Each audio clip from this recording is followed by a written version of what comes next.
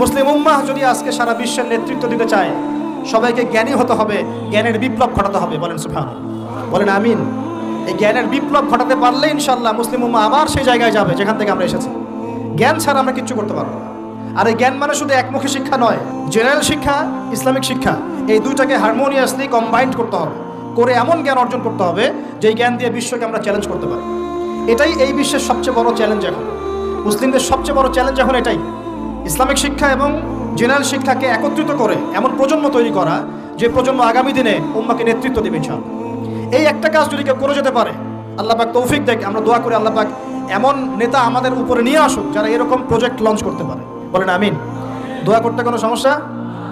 অথবা যদি কেউ হাল না ধরে, আল্লাহ পাক যেন এমন কিছু মানুষ তৈরি করে দেন যারা এই জ্ঞানতাত্ত্বিক বিপ্লব নিয়ে কাজ করবে ইনশাআল্লাহ। এটা সবচেয়ে ইম্পর্টেন্ট কাজ এখন, না হলে আজকে থেকে 20-30 বছর পরে এই প্রজন্মকে আপনি আর খুঁজে পাবেন না।